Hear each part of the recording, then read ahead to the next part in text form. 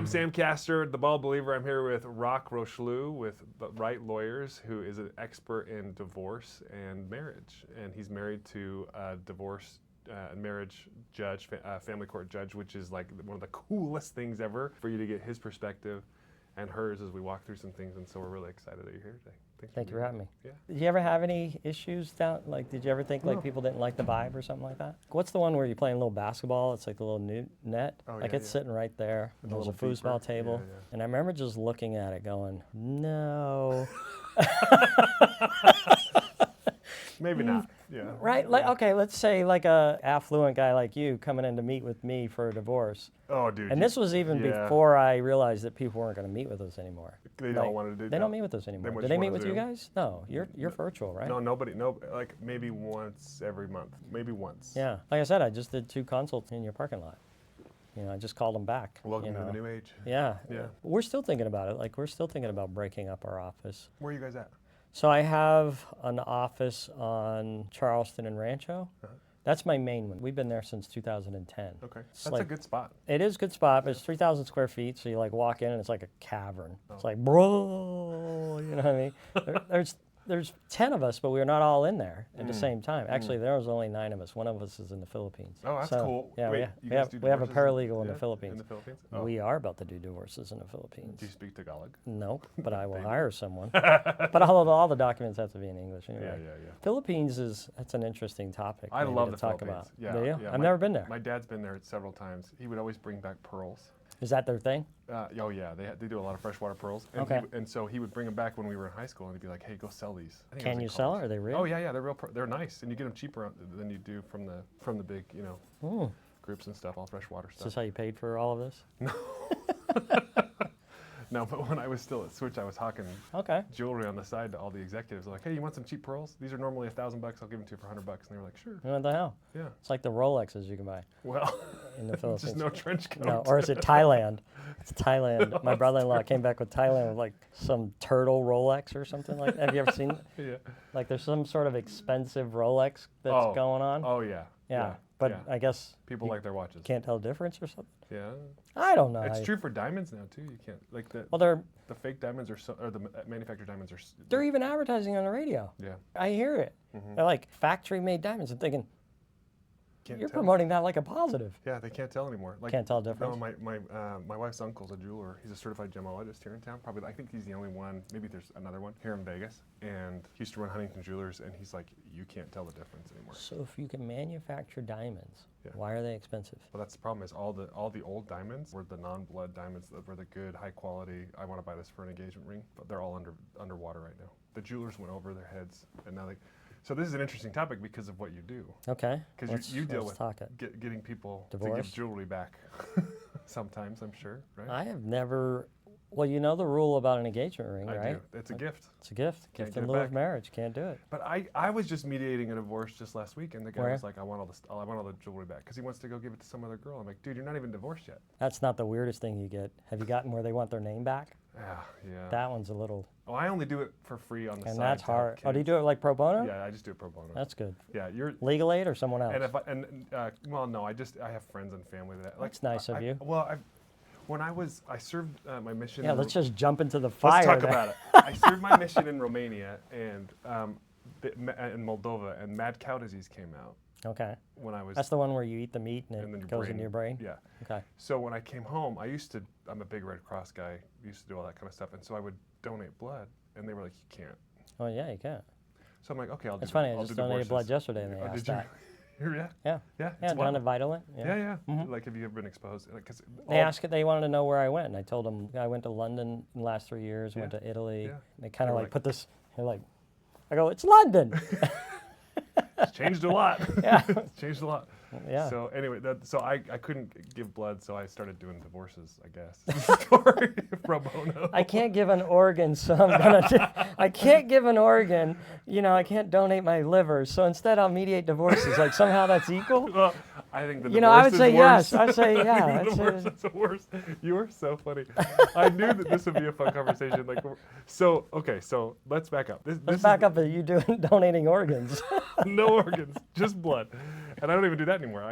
How long have you been doing this? And what's the name of your firm? Just So for those who are watching. Law firm is called Wright Lawyers. Used to be named Rocheleau Law, but no Okay. one can say the word Rocheleau. So It's cool. It's French. Yeah, We're probably related. from Quebec? No. Okay. Is your Pepe my Pepe? Maybe. Castor is French. So Stacy Rocheleau, my wife, who is now Judge Rocheleau. Oh, okay. She's a rock Started star. started the firm 2004. So I think we talked about this. I came into this backwards. I ran an insurance agency, a farmer's insurance office, Okay.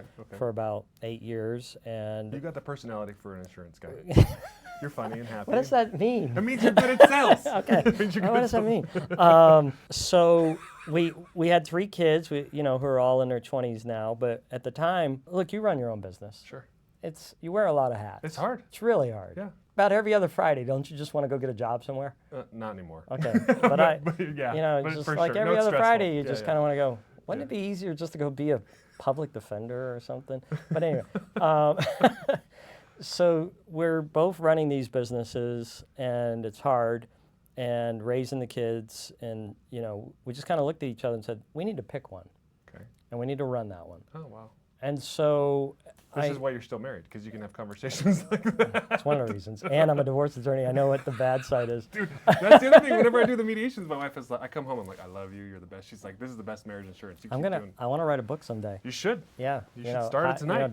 Divorce attorney, how to keep your marriage. Yeah, that's a Yeah. great idea. That would be a good one. Well, okay. I got a lot of I ideas, want but- top 3 tips at some point in this conversation. So let's talk about Top 3 tips. yeah, what okay. you do. Top 3 tips to stay married. Top 3 tips if you really can't stay married and you got to get divorced. Stuff like Okay, that, top 3.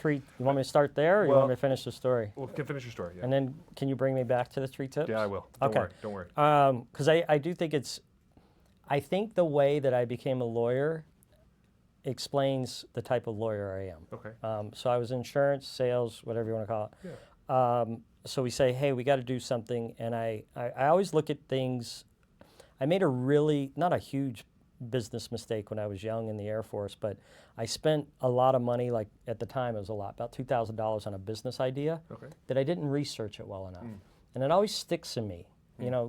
Look, if you're going to do something, do some really good due diligence. It was just a T-shirt business out at a racetrack or whatever, so it wasn't anything crazy. But I lost, about Couple $2,000, grand. Yeah, which, when you're It's a making lot. $600 a month in the Air Force, that's a lot of money, right? That's a lot of money. So I sat back and I started looking at it, and you can make good money as an insurance agent. You know what I mean? You can make a couple $100,000, Yeah. which is good money. That's good money. Yeah. But at the time, Craig P. Kinney was building that monolithic building over on 6th Street, the silver one that's Yeah. just nice. It's got the basketball up there. I don't know Yeah. if you know about it, if you've ever done his parties. No. I've heard about it. So I looked at her and I go, look, I don't know anything about law per se, although I was married to her while law school and stuff. I go, but if I had to guess at it, a successful lawyer is going to make more than a successful insurance agent. Yeah. If I compare, and I did some stuff at the time and looked at, so we chose law.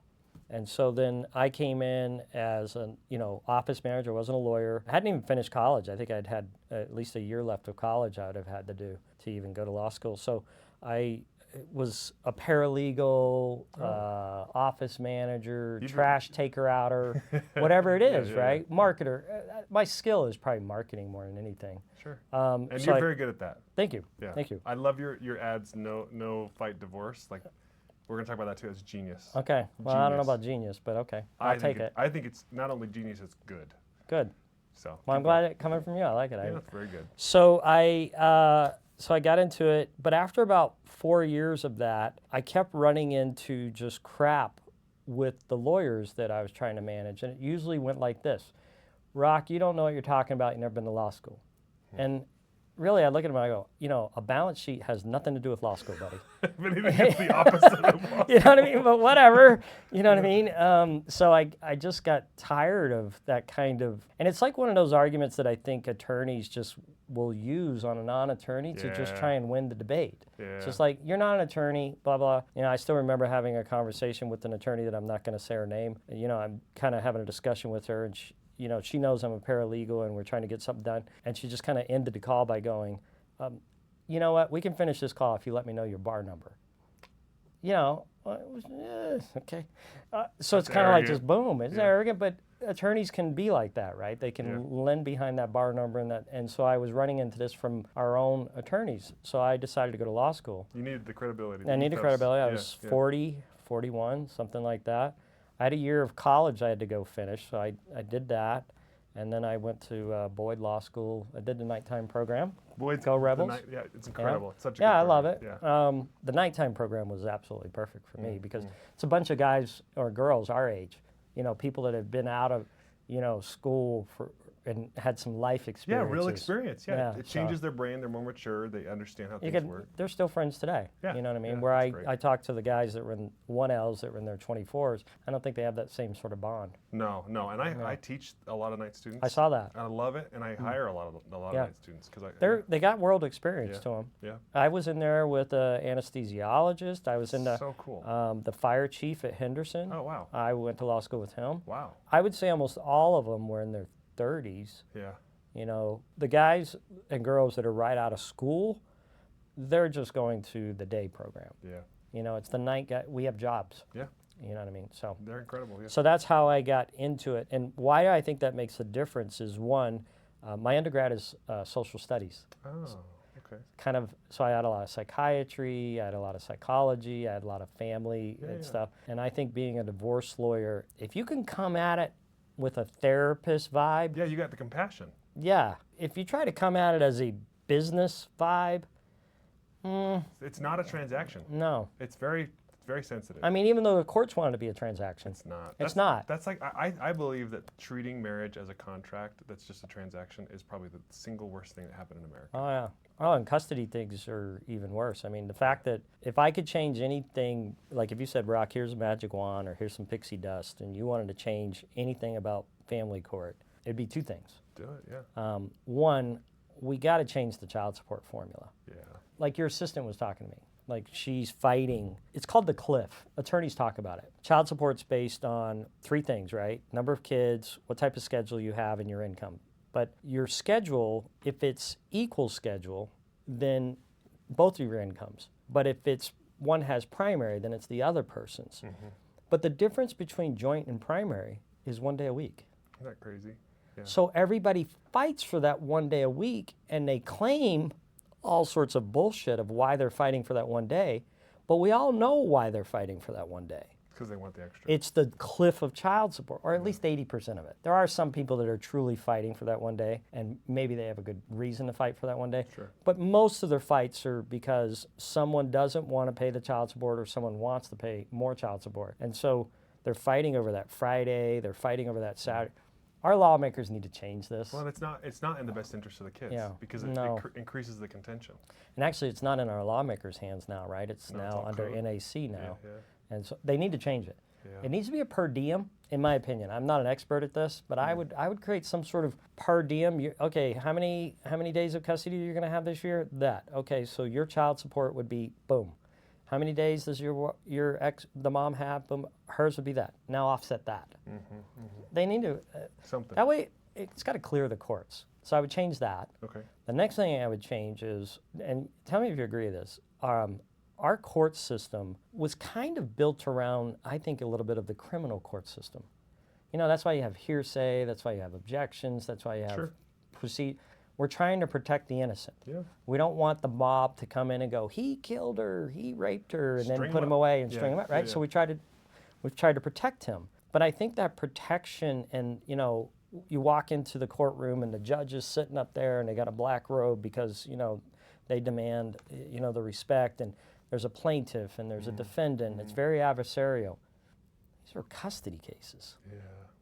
We shouldn't even use words plaintiff or defendant. No, I agree with you on It that. should be mom, dad, Yeah. right? Should be a round Don't you table. love this? I love this. Don't This you is- think? Yeah, this is a round table. Why are we walking in like this, Why Judge? Why make it contentious? Why make it where they're going at each other's throats? You almost force it. Yeah. Well, and then on top of that, you go into the courtroom here, and it feels like a prison courtroom. Totally. There's a little tiny window Yeah. with like the little, it's like for Well, you got a security bailiff purposes. coming out with Yeah, stuff. it's everybody's in trouble. Yeah. So everybody already has their what's the chemical?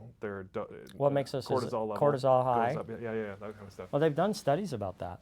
That walking into a courtroom for anybody not a lawyer instantly raises your heartbeat, raises your blood pressure, all that sort of stuff. Have you heard about? You'll love this. These guys are nonprofit. Have you heard about courtroom critters? No. So What's that? if Where you- they bring a dog or They something? bring a dog that's been trained and licensed, and they'll just, one of them's called Hufflepuff. It's this bulldog. There you go. It's so cute. And they'll sit with the witness in the witness chair Totally. and calm down the child or the trauma victim. They need to. Yeah, right. We should be treating people like people instead of just these little numbers in a system. Custody cases need to happen like this, and Yeah. I don't know how you love change this. it. I don't know how you change it. Well, we tear down the courthouse and we build a new one. Yeah, I don't know who does that. Judge Gordon over at the family court just got some pretty powerful stuff passed where you can do informal trial, which basically the rules of evidence go away. Oh, wow. Let's just sit down and have a discussion. And that was pretty hard, I heard, for him to get passed. I'm sure. Like, our Supreme Court didn't want to change it. Yeah. And so I'm not smart enough to kind of understand who changes this. Is it a lawmaker thing? Is it a Supreme Court No, I thing? think it's a Supreme Court thing. I think Which is probably not good news because they love sticking with the way it is. that's their job. But I wish the lawmakers would kind of come in and go, you know, Let's help people. let's do this. Yeah. And they don't even educate them. So we're working on a new project right now. We're calling it Custody Copilot. Okay, is it like a software thing? Yeah. Okay. What we're trying to figure out is if we can get AI, if it's smart enough. We're training an AI bot right now at Right Lawyers To be fair. to help you negotiate your custody issues, to help you with co-parenting. And here was my philosophy. No, that's a great idea. If you are from Mars, your wife is from Venus, and you got a custody, and you came to this planet, and you wanted to play a game of checkers, and you'd never played checkers in your life, and you didn't understand how they worked, you didn't know anything. It's flaming checkers too. What kind of fights would there be over who moves first? Oh, yeah. How many times do you move? Yeah, and everything's a fight. You just don't know, right? Everything's a fight, yeah. Custody's no different. Yeah. They've never done this. Mm. They don't understand. Moms come at it from one side. That's why I use the Mars and the Venus from the women That's are from smart. Mars, right? Yeah. Moms come at it from the Venus mindset. If I got this right, men are from the Mars in the book. Gotta war, gotta love, yeah. Yeah, and they're coming at it from a different. Which is a little unfair because I think that there's a lot of softy dads. There are, Yeah. and I'm not saying that they can't do it, but you Yeah. can see how they're But there's coming that- at yeah, it there's the differently. dichotomy, the stress. They don't know the Yeah. rules. They Yeah. don't understand when they walk into that courtroom. Mom's version of the law has nothing to do with what that judge is thinking, Yeah. and neither is dad's because they're dictated by these That's lawmakers. so true. So why aren't we educating them right before they do it? Everybody who files a custody thing, why shouldn't they have to go through some sort of class? Yeah, it's a good idea. Just something. Yeah. Teach you, educate. So that's what we're working with Custody Copilot. We're love trying to see if we can get AI to teach what is a joint custody schedule look like. Number one thing I run into in court or talking to consults, like I said, I did 2 consults in your in your parking lot. Here's typically what I'll get every day is a mom will say, they always say it, they say, I want full custody. Not always. Can't be 2, but they like typically will 90% say, of the time, I want full custody. I'll say, there is no such word in our court system as full custody. But I think what you're saying is you want sole custody. That's really tough. That's really hard. The default is joint. You might be able to show primary. If dad or the other parent is a heroin addict and is homeless, maybe you get Or sole. abusive. right? Yeah. Those basic rules, though, are probably my first 20 minutes of the conversation. Probably for every single client. Yeah. Yeah. So if we could educate them a little bit. That's smart. But so here's the thing: there's 2,700 custody cases a month filed in our Clark County courts. 2,700 Here in new Vegas? ones. And- Yes, Wow. Clark County. I guess that would include what? No, Pahrump Nye. It's not. Yeah, it's a different So county. Yeah. Mesquite. Okay. But so it's 2,700. So, still so many. 80% of them, or more, are pro se. That's what our judges are dealing with. Yeah, they're just pulling their hair out. First 20 minutes, you're trying to educate, and you only give 15 minutes for these motions. Yeah. Right? So if I'm only giving you 15 minutes, in the first 20 minutes, I'm trying to explain to you joint custody, legal custody, physical custody, child support. So I think if there could be some sort of one, they just got to change it. They just got to change the way it works and I love the round table. all of that. But if they could educate them first, my wife, we do walks every morning to kind of talk cases and so I tell her all the time, and that's where I get a lot of my ideas. I go, we got to try and educate these people. You know what I mean? So she tries to do some, but I really wish the courts would come out with something. So we're working on it for our clients. Okay, so this is so cool. So not only are you married, happily it sounds like. Not always though. Well, I'll tell people, look, Married, life is hard. And Yeah. it's easier with marriage, but life is still hard, right? Like, yeah. But so you at least communicate with your wife, which is wonderful. And so you have this, like, this is basically like, these are like tips from a divorce attorney who's married to a divorce judge. Oh, jeez, yeah. This is like seriously deep stuff, and it's so cool. And and then on top of that, you're married. Like, you're actually, you're enjoying. She's my best friend. Yeah. Yeah, easily. Oh man, I love this. I'm not saying that just because tomorrow's Valentine's Day. I still love it. Okay. So if people could be educated, and I see that too. Like, I have to walk people through, and we take for granted things that we did learn in law school, which is I think why sometimes lawyers are like, listen, you don't speak the language. Right. So when you learn how to speak the language, then then you can debate me. Right. It's true. It's still not fair. But I'm glad you went. I'm glad you became who you are. That's incredible. What are some of the 3 tips that you think lead to the happiest marriage? And and then let's do 3 tips to help facilitate 3 tips. a no-fight divorce. Like, what are some of the rules? All right, 3 tips to a marriage. They may not be in order, but first one, man, you just gotta be transparent. Yeah, tell the truth. Be Don't open. you? Yeah, open and Look, vulnerable. everybody's got secrets. I get that. Like, you probably don't want to tell your wife that you pick your nose in the middle of the night. I get that. She probably already knows. But yeah, but you might know that anyway, right? But there's embarrassing things. Yeah. There's 2% of even in marriages that you probably just I'm going to keep that to myself. Yeah, But other than that, like, okay, I'll tell you why I think this is important, and I'm not being critical of anyone that does this, but it does kind of shock me that you can be married for. Oh, this was one of the calls down there in your parking lot. You could be married to someone for 16 years, and you ask how much they make, and you don't know. How do you do that? That's shocking to me. I'm not saying you got to have a joint account, but you're not having that conversation? Yeah, that's shocking to me. Well, that's my wife's take, because she's like, her perception is every wife that gets abused doesn't understand what's going on with the finances. Yeah. Her perception is every wife should have access to the books. And why don't they? Like, why are they afraid? Look, me and Stacy started with no money. Yeah. So it's always been in one pot. My wife and I did too. Annalise and I did too. Yeah. So I can understand. Yeah. And again, I'm trying not to criticize anybody because they come people come from different walks of life, right? Some have parents that mom never knew. Yeah. I don't know if I could ever be in a marriage like that. Yeah. So I would say that's probably number one. Just be transparent. This is supposedly, if you don't want to say best friend, isn't this the person that you're having the most intimate relationship of all humans on the world with? Mm-hmm. And you can't have that conversation? Yeah. You're going to have that secret? Yeah, that's a red flag. Yeah, I would think so. Big By the way, red flag. there are scientists out there that talk about red flags of divorce. So maybe since I'm thinking of that, do you know the number one guaranteed, it's like 98%, if you have this in your marriage, call me today because you need a divorce attorney. Do you know what it is? What is it? Contempt. If you have contempt for your spouse. Yeah.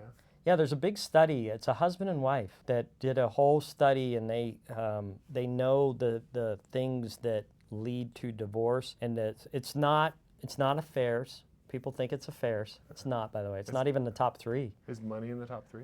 Money, I think, is 2. Finances. Number 1. What do you think the number 1 reason people get divorced is? I remember reading a book somewhere that said that if there's non-engagement, like when you try and share something and the person doesn't react. I bet that's in there. Yeah. The number 1, and maybe I have to limit it, but it gives away the answer. If you have kids, the number 1 reason that couples with kids get divorced, parenting styles. Mm.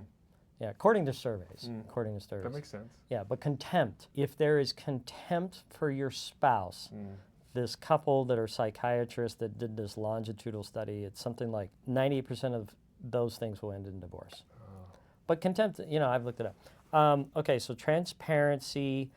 Here's something that I think that is reflective of us. So me and Stacey haven't always had a perfect marriage. We've had moments where we're like, I'm out of here. It's done.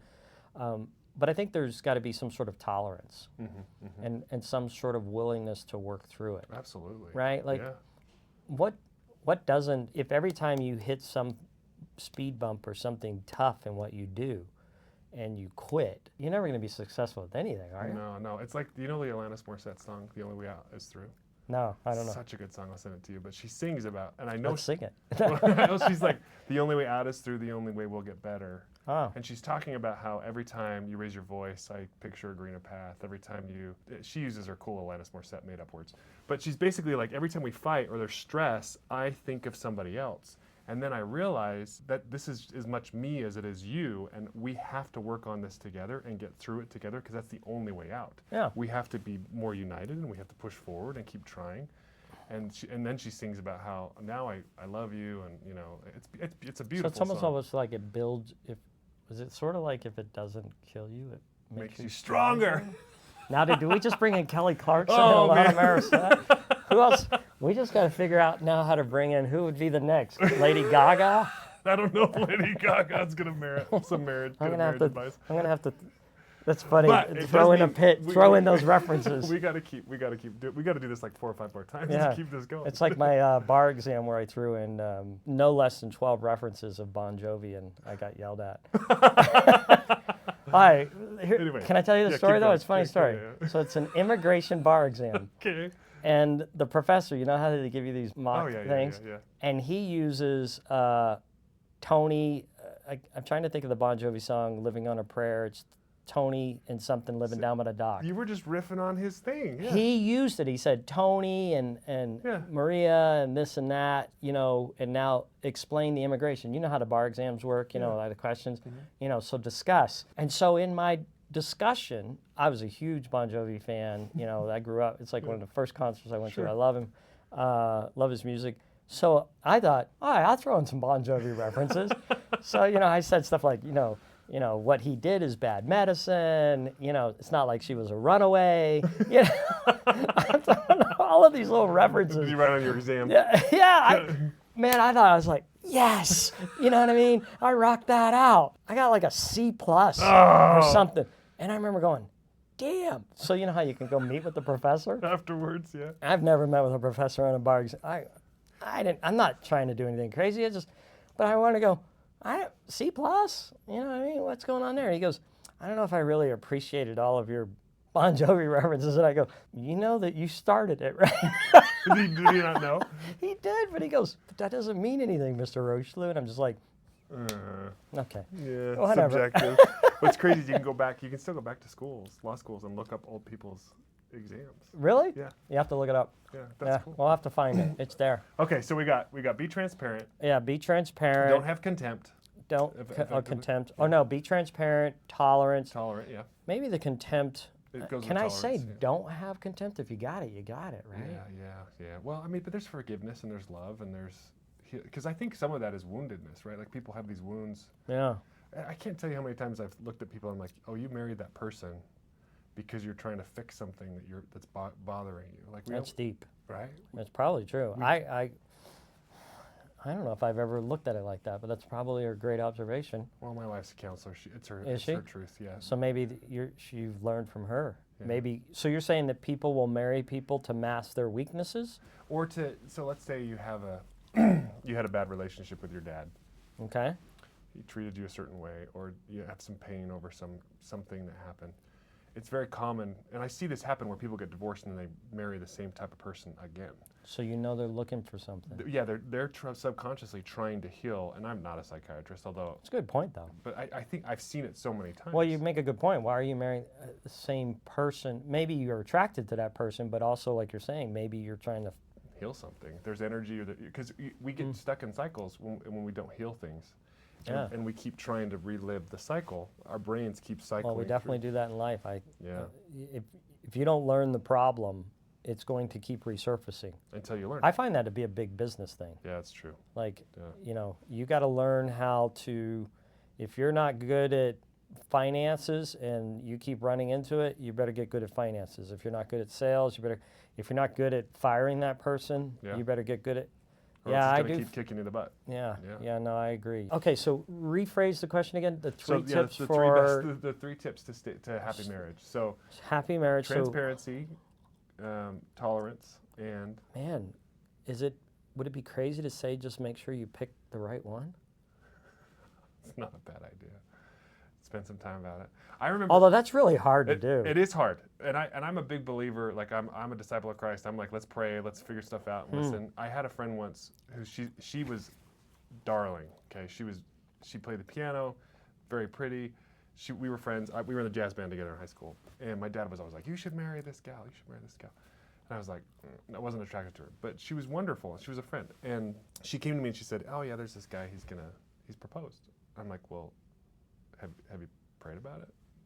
And now I'm a big believer in that, right? Right. She's in my faith, all that kind of stuff. She's like, no. I'm like, why wouldn't you?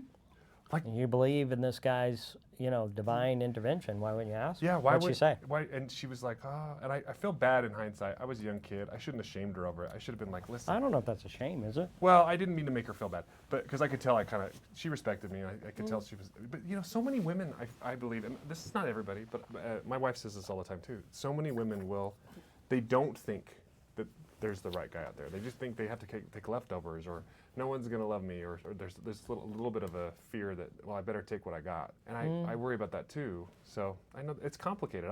I will never pretend to be a woman or understand what goes on in their minds. But I think you're right. You got to be careful about who you... But I don't know how you do it. Like, so me and Stacy talk about this all the time. 33 years later, we are even better friends than we are when we met, 33 years ago at a bar on Boulder Highway called Rockabilly's. If anyone's ever seen that. I know, it's there. I don't think it's there anymore. I think it's some Mexican cantina now. I'm not even a country music guy. No, clearly with Billy Joel. Yeah, I just wasn't. So I grew up in Boston. I joined the Air Force out of high school and got stationed at Nellis. And Boston is not a country place. It's not known for country music. That's not our thing. No. I think it kind of, and this was in the 90s too, so this is when country music got really, really big. Garth Brooks, which I'd never heard of, and all of that, right? So I went, my buddies said, hey, you got to go down to this country music thing. And I'm like, what the hell are you talking about? I'm not going down to a country music place. Did you not own a cowboy hat? Yeah, I did not. I didn't wear it either. I wore a baseball hat. That's fair. I wore military boots and a baseball hat. That's fair. When I met my wife. But what I thought was amazing is you walk in there, and I'm like, how can you not love this? Because they line up and dance, and you get to see all the girls that you could go ask to dance. It's like, this is crazy. And they give them free beer? Why is this not in Boston? Sounds like a new movement. It sounds like it should be done.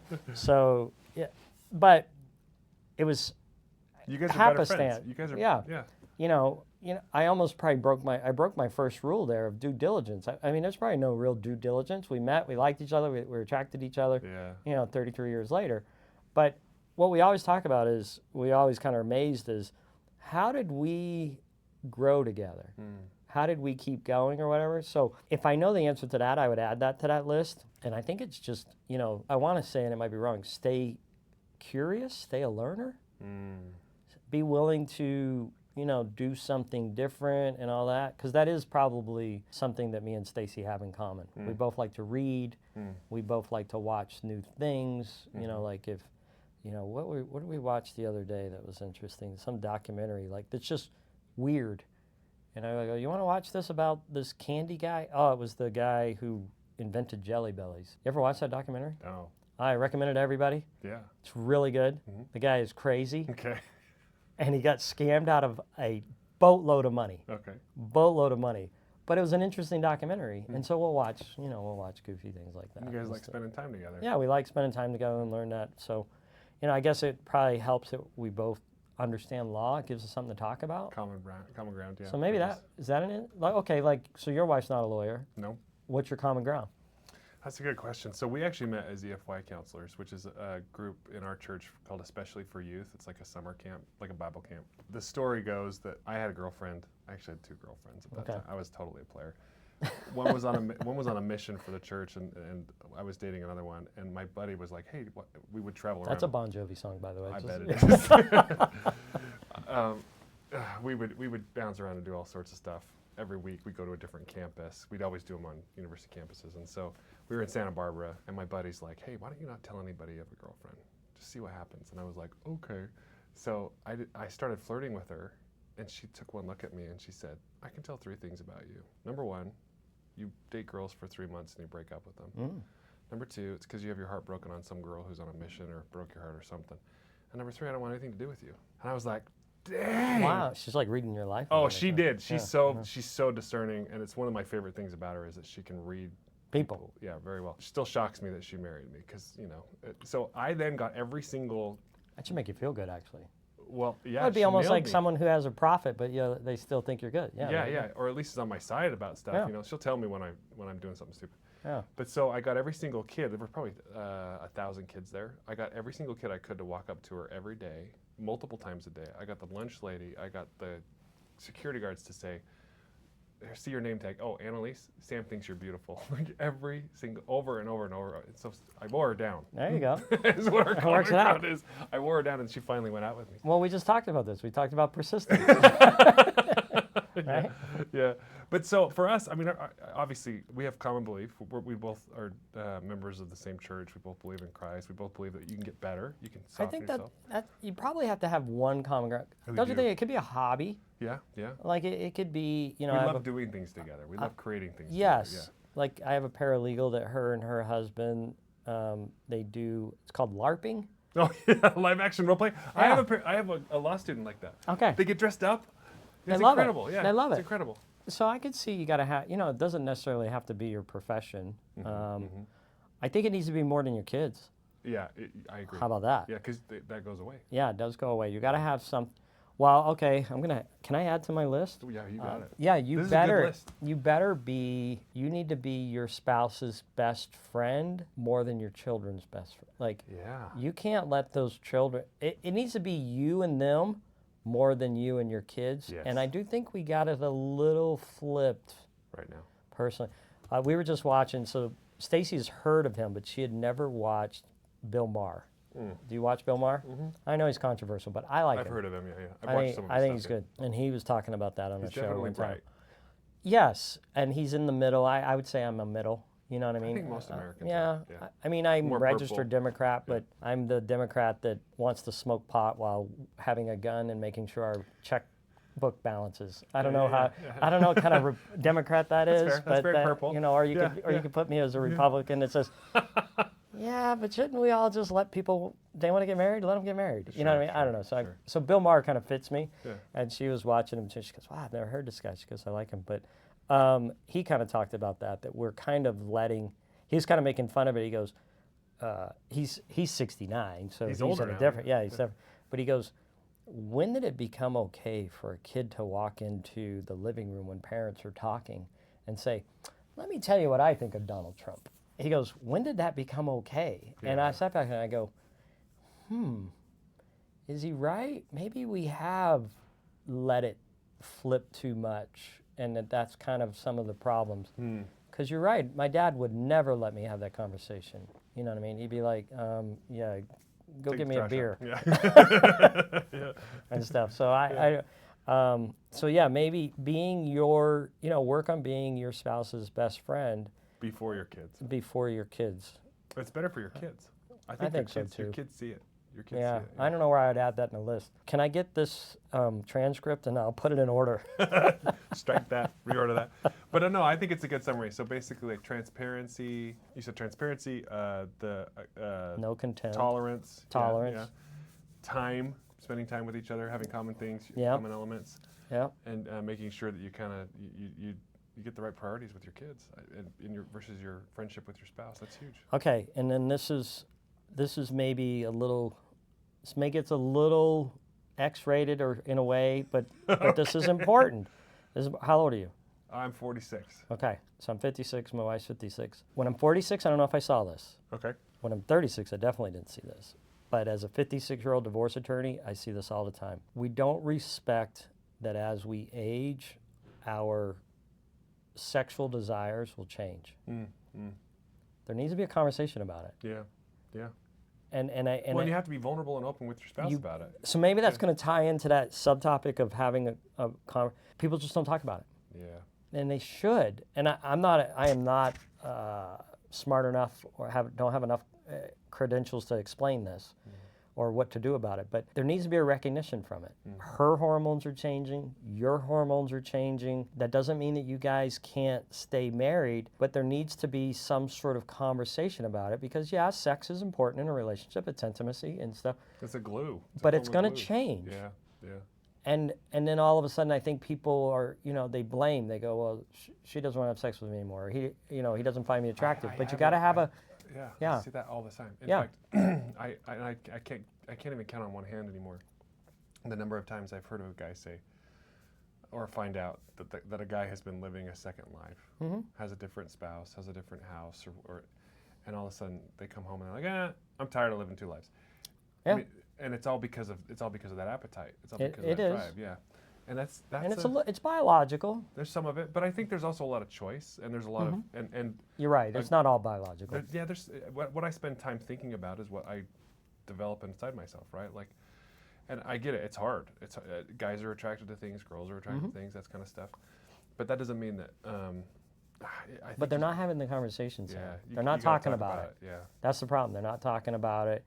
Her sexual drive is down, or maybe she doesn't feel attractive anymore, and he's out, looking at younger girls. And well, go have a conversation about it. Yeah. Because if you don't, here's where it's going. It's going to go done. To the big D word. It's trash. Yeah. Now you're going to have that contempt. Yeah. And now you're going to have that 89% or whatever they say risk for the of divorce. Yeah, that's powerful. Well, and as you look at marriages and these relationships, I think that I'm curious if you have found that it's usually one or if it's usually both that lead to the divorce. I mean, women are 3 to 1, but for a different reason. Meaning they're more likely than ones to file for divorce. Absolutely. Yeah, really. Yeah, it's probably 3 to 1. Really? Yeah. Because men can live with a bad relationship for a long time. Like you said, second lives. So I know of a couple of, in our extended family or whatever, found out about, like it was either I probably don't want to say it on camera or whatever, but some of my extended family's father passed away. And what do you think showed up to the funeral? Another kid. The entire family. Oh, wow. Wife and kids. Oh, wow. Right? And that's not uncommon, though. Yeah. Right? But it doesn't happen with women, I don't know. It happens with men. So I don't know for sure. That way, or, Men can have a bad marriage and stick with it. They don't have to do anything. And I think a lot of it has to do with what's some, urban legends about men. We don't like to go to the doctor. It's just a flesh wound. It'll go away. Your arm is off. Yeah. No, it isn't. Or we never ask for directions, right? Like we don't like to admit we're wrong. Well, yeah, and we'll just kind of like. So I think we could be in a bad marriage, and why disturb it? You know what I mean? I got a side life. Maybe I'm getting my sexual situation here. This is here. I don't want to disturb it. Women, from my experience, can't do that. It's like, no, we're together, and if I don't want to be with you, then we need to be separated. So women by far, I would say, it's not a statistic that I've counted, but I would say 3 to 1 by far, the women are going to file first before the men. Well, and there's a psychological strategy on this. I'm curious about this because every time I've mediated probably close to 10 divorces over the last. Good. Well, I do them on the side and I help people, but I always tell them, hey, it's for the kids. I'm not going to charge anything. I'm just going to try and help you do a no-fight divorce, which I love that you do. I love that you have that whole campaign. When they approach you with a no-fight divorce, I'm curious if this happens to you. I see some people like, well, they're the one that filed. Like there's almost this blame game, and the law doesn't care at all. No. It doesn't matter at all. It's actually one of the top articles right on my website. Really? Should I file first? Yeah. Well, unpack that for us. Yeah. Well, you're right. There really is no advantage to court, right? Although there is a slight advantage if you're a true litigator. Sure. You do get to talk punch. first. You get to talk first. Yeah. But that only happens if you go to trial. Sure. The motion, I guess maybe you get to talk at the motion first, but if you're the moving of the motion, and do I got to unpack that for our audience or? Someone who's filed the motion is the movement. Right. Yeah, the person who's filing something. But so, it's a no-fault divorce. Yeah. That's what people I think are trying to say, right? Like, It's you his fault. caused it, Yeah. and so I should get more. It's a social dynamic. It's not a legal dynamic. Yeah, and there's, all 50 states in the United States are no-fault divorces. Yeah. So we don't care if Rock filed first. Well, it doesn't matter. Do you think we should change that back? Do you think we should make it fault divorce? No, have you ever read about it? Have you ever studied about it? How disastrous it would be in our courts to prove fault? Oh my God. Yeah. Oh, there's some great stories out there. I Well, believe it. okay, what's the number, maybe the number one faults that were proved in the 60s for this was the Infidelity. affair. Yeah, yeah. You actually have to prove it. Oh, yeah. So you have to drag somebody else into court. And They either got to admit it, because pictures of a husband going in a hotel room is not proof of intercourse. yeah, yeah. It's proof that, yeah, a guy and a girl in the hotel room, but it's not clear and convincing evidence, and I think that was the standard then.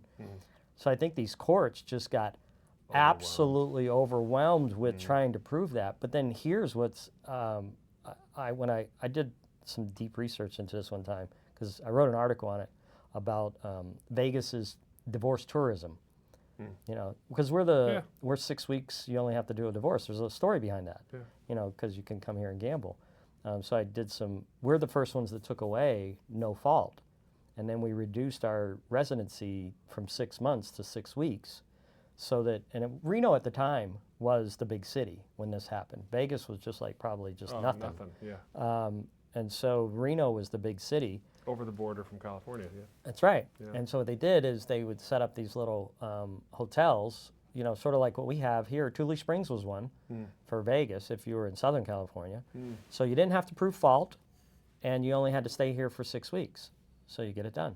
So it's like a Reno vacation. So it's so they would divorce. stay here and they would spend money and buy food and gamble. And so to this day, we're still like that. Wow.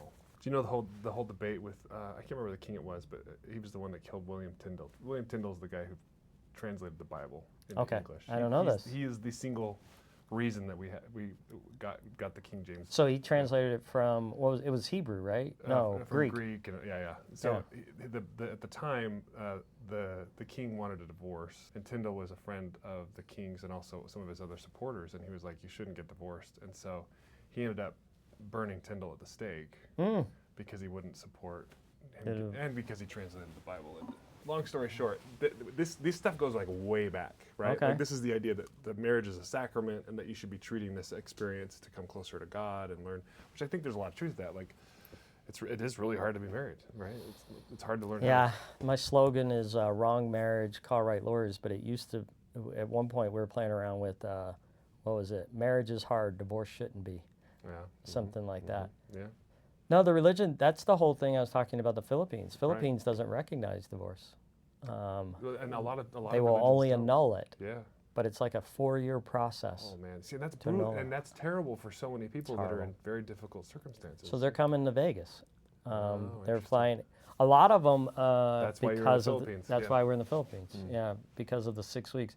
They still have to get the residency, and it needs to be a no fight. You're not going to be able, not to get too legally complex, you know this, but interim jurisdiction and personal jurisdiction. Sure. Yeah, if you're fighting and your spouse is over in the Philippines and your house is over in the Philippines and she says, you have no jurisdiction over me over Nevada. Oh, yeah. She's right. Yeah. Nevada's, so how do you resolve that? They're going to give you a status divorce, but then you go back. So I just found out 3 years ago, we did a no-fight divorce for a couple in the Philippines. And she then comes back a month later, and you maybe have done this. I am a divorce and custody attorney. I don't do a lot of fancy stuff at all. But she comes back and she goes, I'm trying to get my divorce in Nevada recognized in the Philippines through an annulment. Okay. They need the law certified.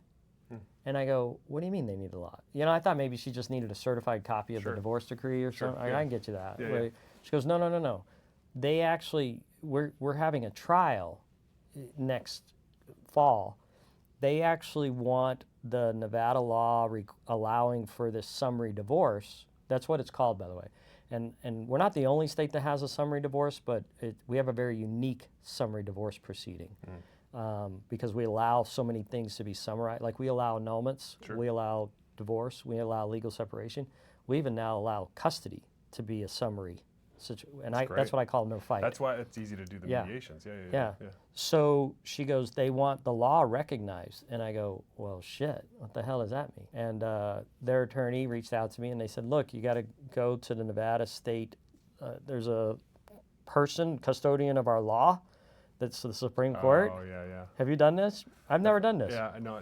They'll basically send you a And they certified stamp version it, of Yep. and then I become the custodian of record. And then I got filed in the Philippines. Did you and have then to fly help 'em- there?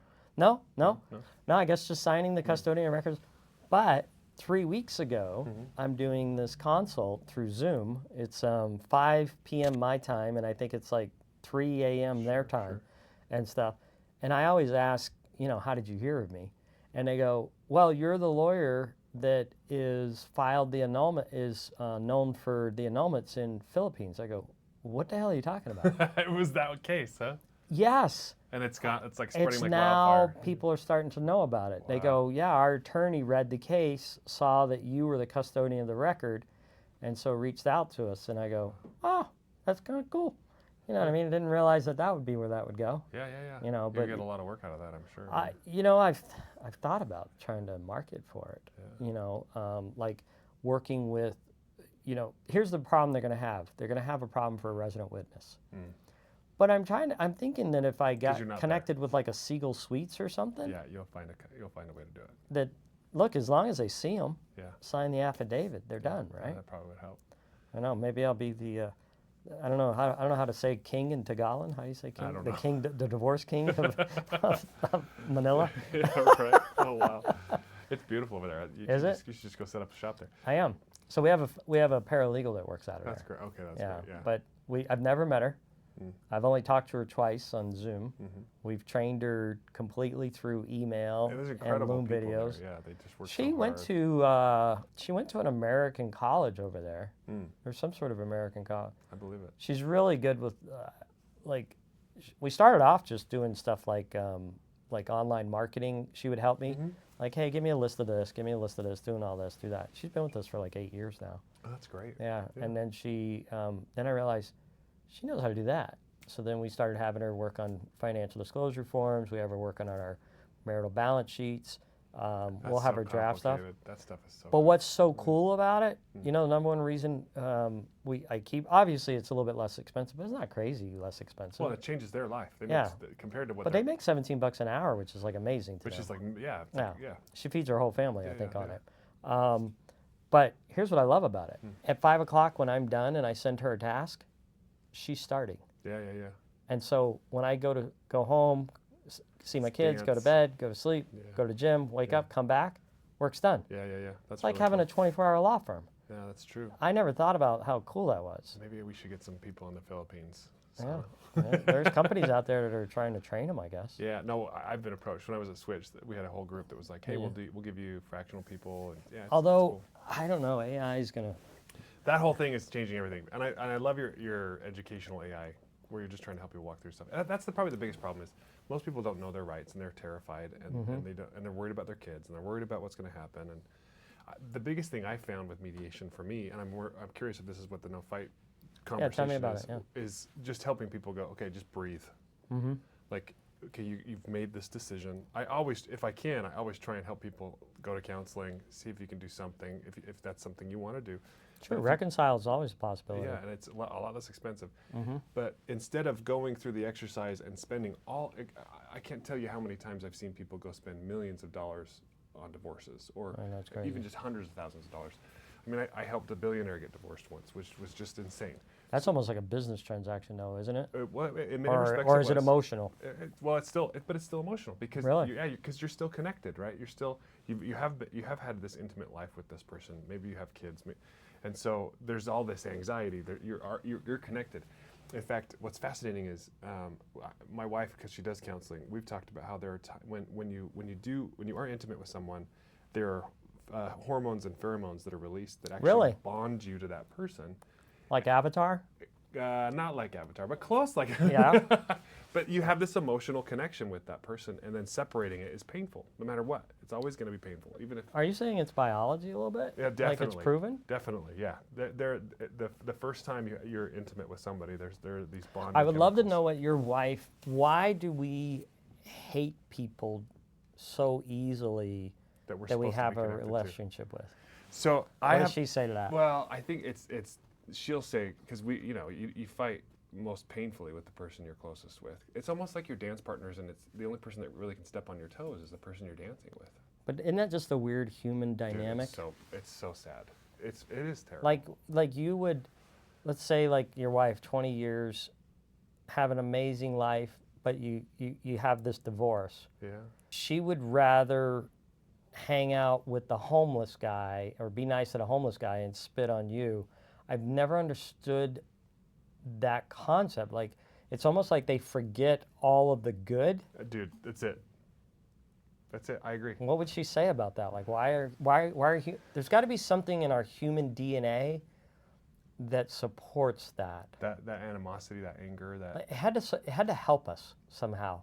It had to help us get through. Yeah, to protect ourselves. Something. Right. Yeah, I can see that. I don't know why. You know, I'm also a big believer that the family is the most fundamental component of society. It's the most essential.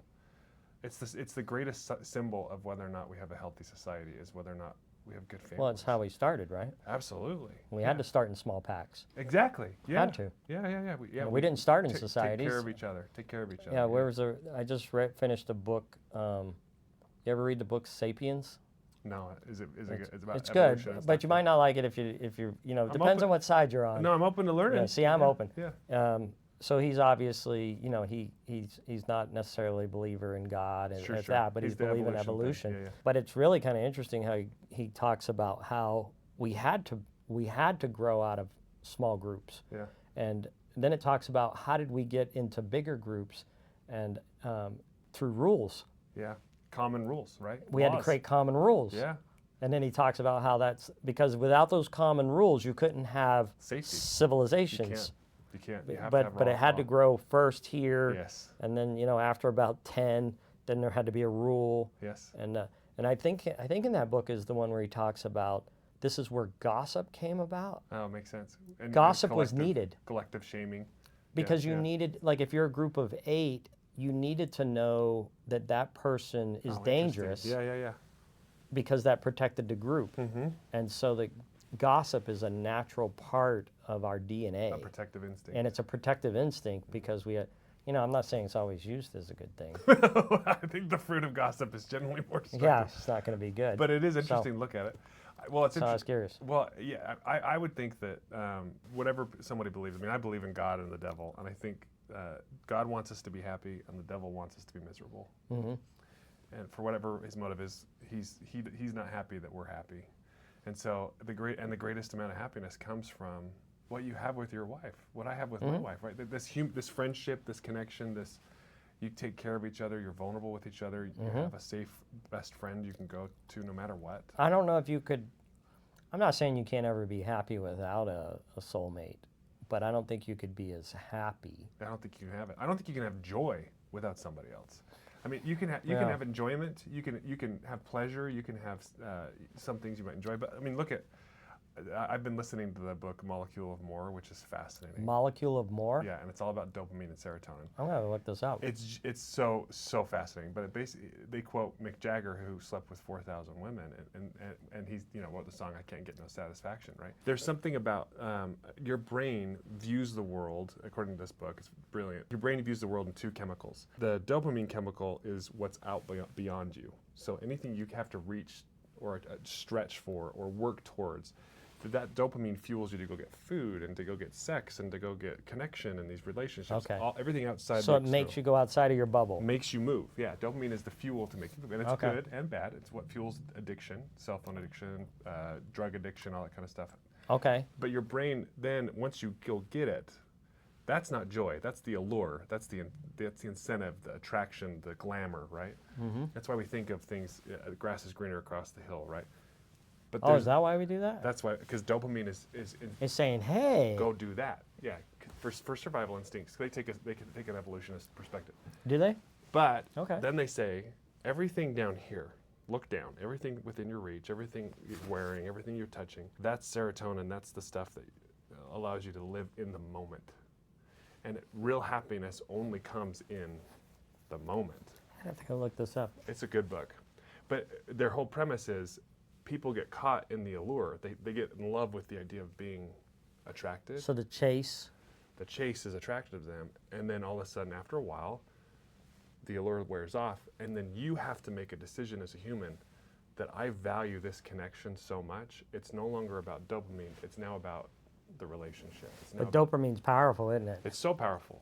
It will Is the hijack your brain. dopamine? My brother was he went through alcoholism. It's the same area of the brain. So Okay. dopamine is the natural chemical, and alcohol hijacks the same wiring. That's what he was saying, because it messes with you. You need does. more of it, more and more and more and more, or something like that. That's the molecule of more. That's the molecule of more. That's why they call And it. the only thing that overrides dopamine is dopamine. So how So you have to rewire your brain, which you can, because it's to like something else? to focus on something else. So Oh, it's called sublimation in psychology. This idea that I'm going to take these motivations and go do something else. So You have to have a really strong frontal cortex, I would assume, to do that. which is why it's so terrifying that all these kids are walking around with dopamine engines in their pocket with their cell phone and getting their dopamine. Oh, centers triggered. I actually feel it. Yeah. Oh, me too. The doom scrolling. Yeah. I can't stop it. Have you seen sometimes? Have you seen the brick device? Or there's other versions where it locks your stuff out, so you just. I need to do it. I actually, you know what I started is. We're gonna send you a gift. We'll send you one. Yeah? Just for being on the show. It'll lock it out? Yeah, it'll lock it out. Look, I have pretty strong control of myself, I do too. Well, you're an attorney. but I find that like It just sucks your brain in. I'll grab it and I'll go. Let me just scroll one more. Let me scroll. This will be my last one. It's like potato chips. Do you do that? Yeah. Oh, dude. Everybody does that because Google got a patent in the 90s. You can Google this. They got a patent in the 90s about manipulating your physiological state with screens. They trigger the dopamine receptors in your brain. I want to know, why am I attracted to see the next video? Because it's dopamine. It's saying I don't want. It's not about enjoying the moment. It's about getting the next, which is why it's called the molecule. I don't know. So I've cut it down a lot. So what I do is, so I do Duolingo. Oh yeah. But that triggers your dopamine big time too. It probably does, but at least it's.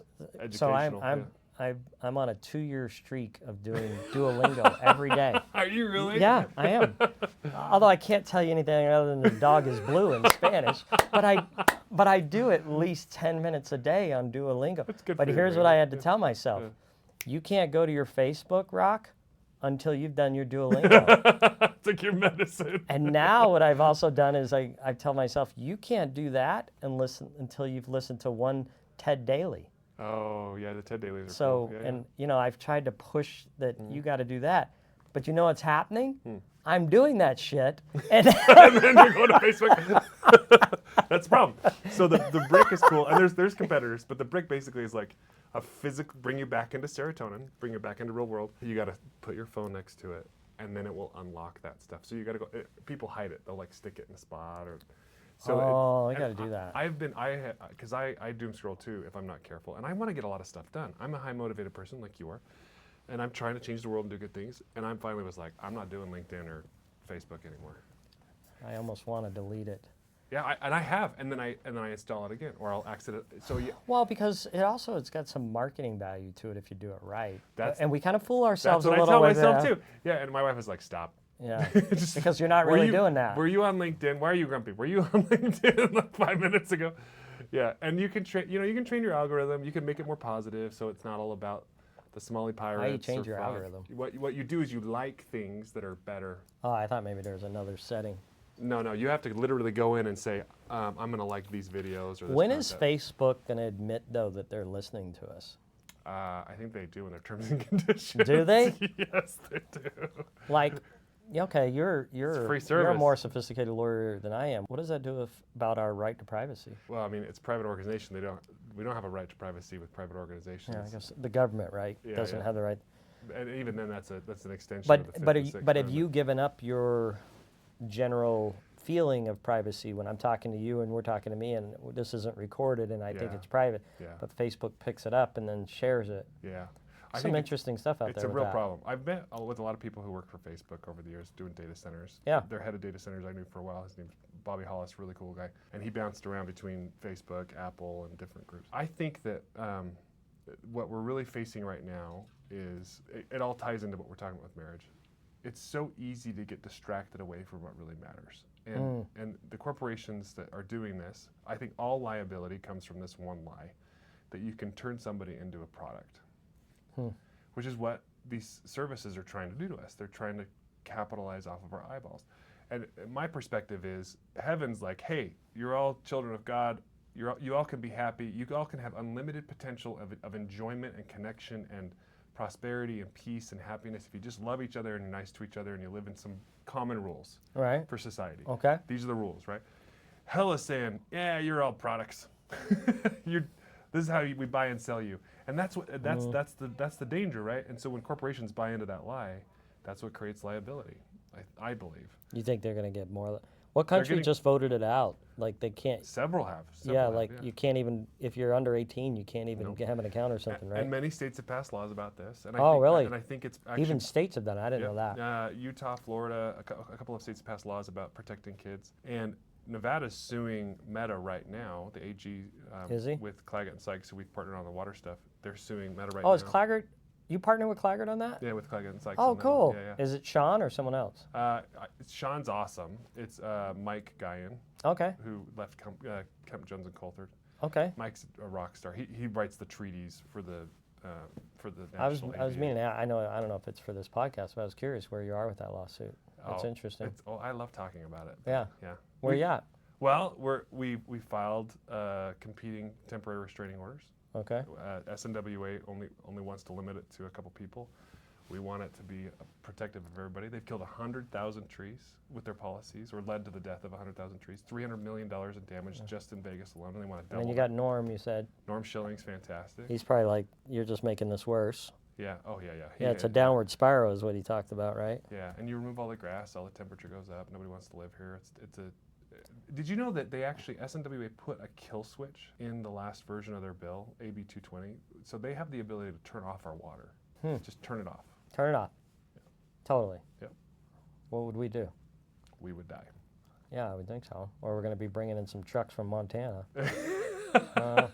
Something. Yeah, but that got sober really quick. But Isn't that the ones where Phoenix are bringing it in from or something like that? Yeah. I mean, this is a big battle. Are you following any of that? Like, what are we going to be doing for that water? Like, that's the bigger problem. Like, if we had tons of water, this is not an issue, maybe? Yeah, I think everybody needs to pray for it to rain more, to your point. Yeah, I don't know. I want to know why we're not building a We could water do pipe so to the many top things. of the Colorado River. Seriously, well, SNWA they're sitting on $1.5 billion according to some estimates, and they could tap into different rivers and pull in more water. I don't know why. Okay. Yeah, it's some weird stuff. We'll figure out. So you think how long? This is going to take years for the lawsuit, right? I've never done a class action lawsuit. So did you turn it to a class action yet? We're working on that. I think we're going to do 4, maybe 5 class action lawsuits. You're going to do them differently? Yeah, different categories. One over the excessive use charges because they've collected 100 That's million. the one I read about you. Yeah. We'll do that one. Which funny, before I even met you, me and my brother-in-law were talking about that. My brother-in-law's he's fighting air quality control. Oh, is he? I want to talk to him. That's cool. I'll tell Yeah, him he's trying to. I don't know. He's just thinking that they're not really doing something with air quality, but it's hard to know. And we do want clean air, and we want water, right? Yeah. The water one's an interesting one. It's a problem. Las Vegas Valley Water District has collected almost $100 million in fines from us just in Las Vegas. Right. It's crazy. Well, I hope you guys get it. Me too, man. Well, That'd be good. okay, so 3 tips. If let's say you've decided to get divorced, 3 tips that you're actually okay. I'm going through this. I would say the best tip is contact you guys and do the no-fight divorce. Don't waste money on lawyers. That's true. Right? Yeah. Don't blow what you have on mercenaries. I absolutely. So I'm a big. Obviously, I got billboards up that say "No Fight Divorce." I love it. It's wonderful to me. Yeah. It's So I'm a big proponent of it. Yeah. And I say that all the time. I go, look, you guys can either come to an agreement, or you can, help put my kids through college and have the judge make the decision. Yeah. I go, it's up to you. That's good advice. So yeah, I would say that's number 1. But that is a hard thing to do from everything we've talked about. Yeah. If there's no consensus It's in the marriage, emotion. Yeah. I commonly will tell people, look, they go, what do you mean by emotion? And I go, probably one of the most lucrative divorces we've ever done was over a $1,200 purple couch. Yeah. So emotion creeps in. And that's over a couch. You can imagine what people fight with their kids. A purple couch. A purple couch. It was. Why? It had significance. You know what I mean? It was the Emotional it was, attachment. You know, Yeah. I actually forget the significance to this day. I can't remember. It was just- I think it had something to do with he gave it to her as a gift, or it was something like that. But So how much did they spend fighting over that? easily each over $100,000 a piece, easily over. See, that's where the fight eclipses the value of the. It just doesn't make sense. Yeah, Well, now here's another thing I'll tell you. Attorneys are part of the problem. I agree. We are. We stir the pot. Yeah, we do. We do, because you hire me to be a fight attorney. Well, I kind of want to be the fight attorney. So now I got one right now. Like, I don't know why the couple were fighting. I started it off with a no fight, sent it to him. He hired an attorney. The attorney this morning sent me back this email that's like, it's like, what are you talking about? They got no kids? They've been married for 3 years? Yeah, Why is this a fight? yeah. So I do think attorneys can be part of this problem. Big You problem. know, how do you fix that? I don't know how you fix that part, but I think you gotta. Okay, so let's just say think no fight, but I don't even know if that's necessarily a good tip for preparing for a divorce. That's just like that's how you should do That's it. the better way to do it. What are your 3 tips then? Probably have expectations of what's going to happen here. Look, for the most part, it's a division of your life, right? And I think there's this weird concept, Sam. How do I take a pie that me and my wife have? And the pie is, you know, it's a symbol of it's our assets, it's our debts, it's our incomes, and it's our time with our kids. So the pie is kind of how do I take that, divide it, and have as much afterwards as I had while we were together? You can't. You can't. You can't.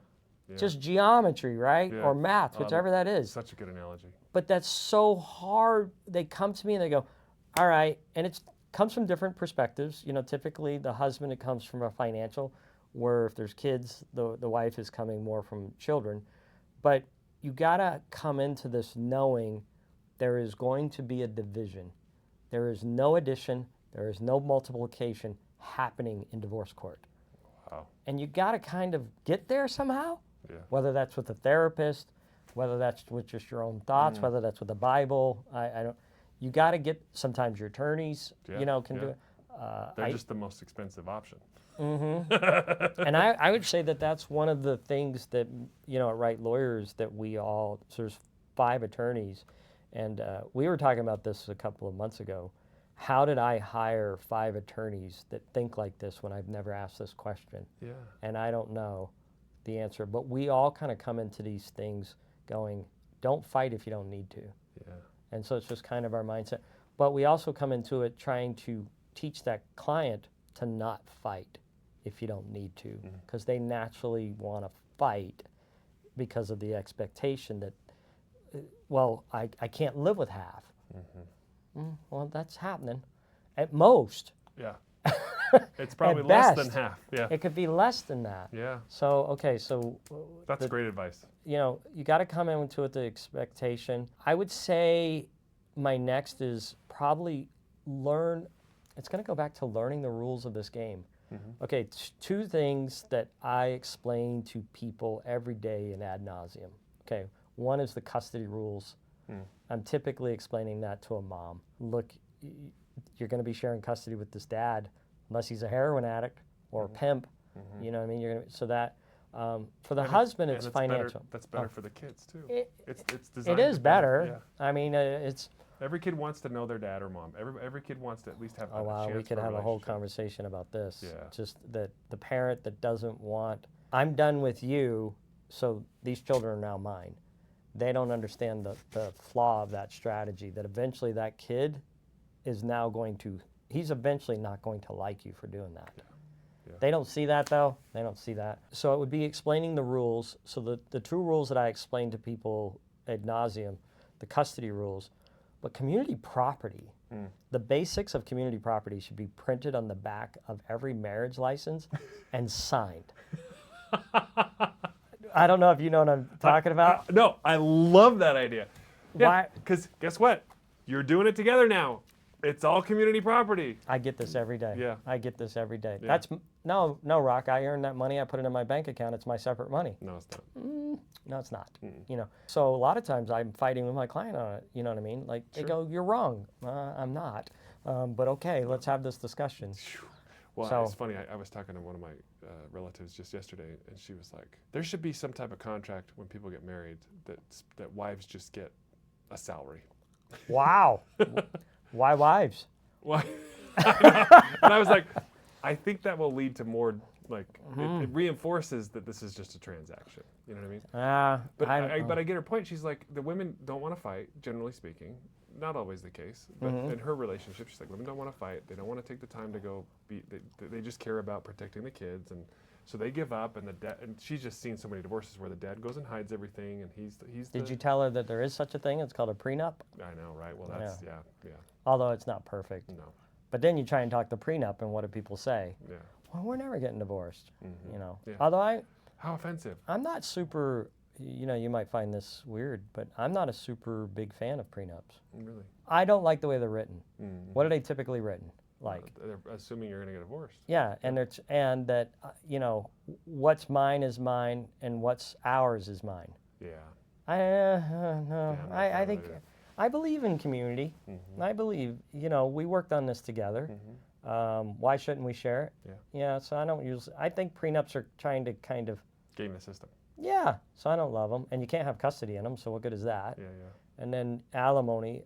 I get these prenups all the time where, you know, let's say it's probably not always like this, but let's say the husband has all the money, and the wife doesn't have any money, and she's gonna have kids, and right there it says no alimony. What Doesn't the work. hell? That doesn't work. No community property, no alimony, and you know, and I'll ask them. I'll be like, and you're gonna have kids? Oh yeah, we want to have kids. I go, so let me just. I'm not saying it's gonna happen, but hypothetically, 15 years from now, he decides to divorce you for his secretary. Everything he's earned during the marriage is now his because you stayed home with the kids. Yeah. And you're not earning income.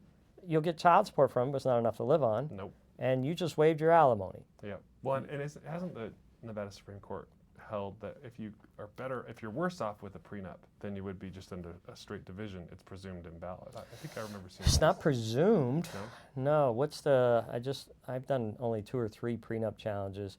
No, I would say that the court may be looking at that With more scrutiny. Yeah, and you know what you're probably thinking about is we do have a law that says, okay, let's say the prenup is enforced and that, Sam, all that money is your separate property. But me as a judge, I can use your separate property to take care of your spouse. Yeah. Regardless of anything. Yeah.